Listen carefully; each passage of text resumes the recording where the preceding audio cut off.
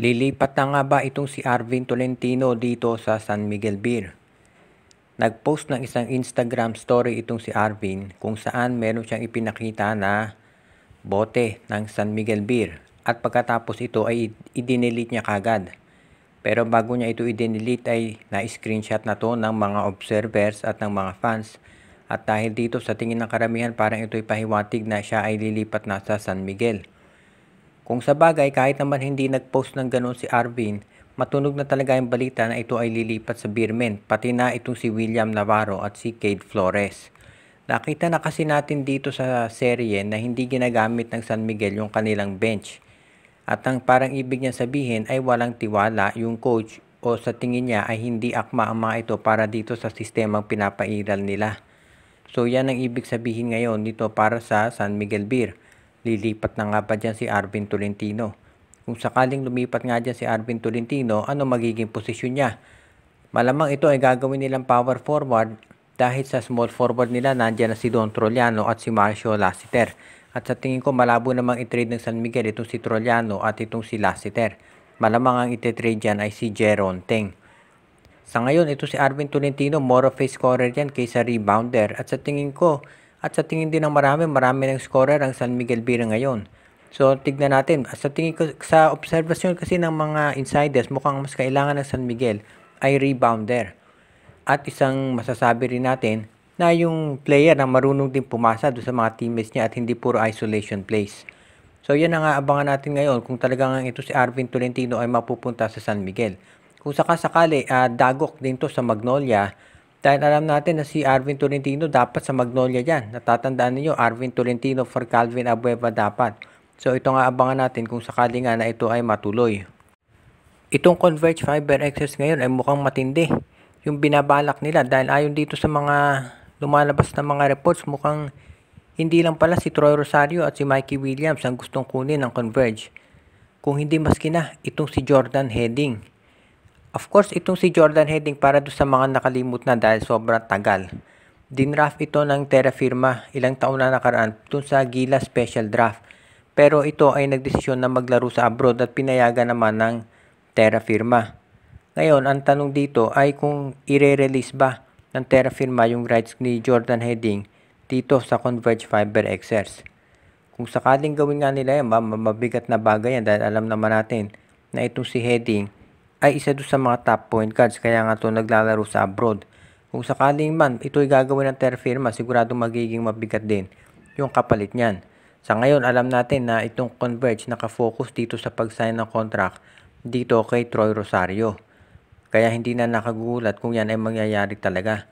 Of course, alam din ng Terra ng Converge na may posibilidad na itong si Troy Rosario ay hindi sabihin na natin na hindi siya magkakaroon ng interest dito sa Converge at baka sa Hinebra pumirma. Pero kung sakasakali na ito'y umalis man dito sa kampo ng Converge at magdesisyon na sa Hinebra pumunta, yan siguro dahilan kung ba't gusto nilang kunin itong si Jordan Heading dito sa Terra Firma. Hindi lang maliwanag kung sino magiging kapalit nitong nitong si Jordan Heading. Dahil kahit hindi siya naglalaro sa Terra Firma, hawak ng Terra Firma yung rights niyan at alam natin kung anong kalibre niyan. Sabi nga nung iba parang Cedric Bearfield ng laro niyan eh. Kaya sa tingin ko hindi yan kaagad-agad bibitawan nitong Terra Firma Jeep. Pero alam naman natin ang Converge, willing yan makipag-trade kahit kanino para mapalakas yung kanilang lineup. So yan ang abangan natin ngayon dito sa Converge at dito sa iba pa nilang plano. Pagdating naman dito sa Barangay Hinebra, syempre nagpe-prepara na sila para dito sa finals kontra sa TNT Tropang Giga. At alam natin na isa dyan sa mga highlights dyan ay panonoorin itong kanilang rookie na si RJ Abarientos. First time sa playoffs ni RJ kontra dito sa San Miguel sa semis, nakita natin kung paano naman nag-deliver ito at nagpakita ng composure. At ngayon, ang mensahe nitong si RJ Abarientos sa TNT ay naghahanda na raw siya para doon sa matchup niya dito kay Jason Castro at sa ibang point guards ng katropa. Alam natin si Jason Castro, once upon a time tinawag yan na best point guard in Asia at kahit nasabihin na natin na ito'y medyo matanda na ay nagde-deliver pa rin ng mga crucial points dito para sa TNT Tropa at siya ang nagiging stabilizer dyan. Pero itong si RJ Abarientos nakita naman natin kung paano niya sabihin natin kinaya o iniskoran ang veterano din na si Terence Romeo ng San Miguel. Kaya sa tingin ng karamihan mukhang ready na itong si RJ Abarientos para dito sa matchup niya kay Jason Castro. Kaya yan ang aabangan natin. Ito si RJ Abarientos kasi sa totoo lang parang hindi naman siya yung typical na rookie dahil ito ay naglaro na sa ibayong dagat. So hindi katulad ng ibang rookie, alam na niya meron na siyang experience na magagamit. Parang ito si Christian Stan Hardinger, rookie sa PBA pero veterano na abroad. So ganyan din to si RJ Abarientos. Kaya hindi na rin nakagugulat na maganda ang performance nito. Kaya abangan natin magiging maganda ang matchup nila ni Jason Castro. Siyempre, ang focus talaga dito sa, of course, sa laban ng Ginebra at TNT, yung sa import kay Justin Brownlee at kay Ronde Hollis Jefferson. Pero itong sa mga local players nila, maganda rin na panoorin to. Dahil siyempre, yung mga point guards, yan ang magdedetermina doon sa playmaking at doon sa magiging ball movement. Kaya yan ang aabangan natin dito sa pagkabilang panig na yan. Pero sa ngayon si RJ ay kumpiyansang kontra sa TNT. Ngayong ang balita itong si Arvin Tolentino ay mapupunta dito sa San Miguel Beer. Paano na yung balita na ito malilipat dito sa Magnolia Chicken Templados kung inyong maaalala? Itong si Arvin Tolentino for Calvin Abueva daw. Well, sa tingin ko mukhang medyo malabo na yan. Assuming na matuloy nga itong si Arvin Tolentino dito sa San Miguel. Pero kung ganun man ang mangyari, sa tingin ko itong Magnolia hindi naman yan pababayaan. Pwedeng mapunta rin dito sa lineup ng Magnolia sa tingin ko. Itong si, well, let's say itong si Cade Flores o kaya si William Navarro.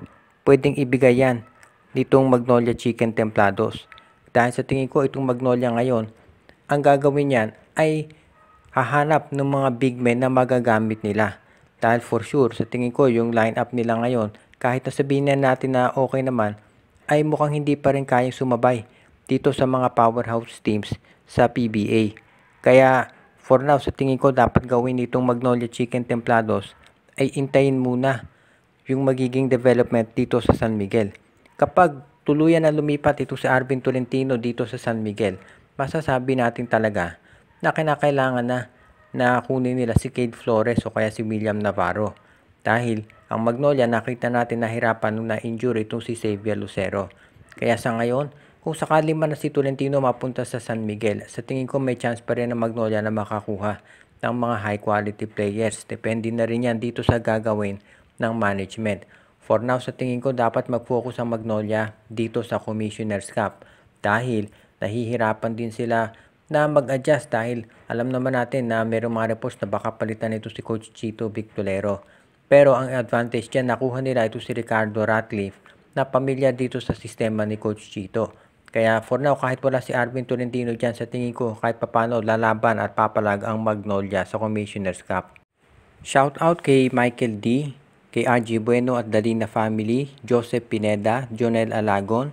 Pinabati din natin si Terdy Dindin Alfonso Balaba, si Alexis Andrea at Mitch Bagares, Lolito Kakayon, si Jervin Chris, Katsakino Dokusin, si Juan Solegue, Edwin Carmona Jr., si Alicia Garcia, Ireneo Salangsang, Katsakino Dokusin, Malyari Mascareñas, Anthony Alon, si RG Bueno at Dalina family, Joshua Giray, Espejo at Rosales family, si Enju at si Dexter Domer at ang iba pa nating taga-subaybay.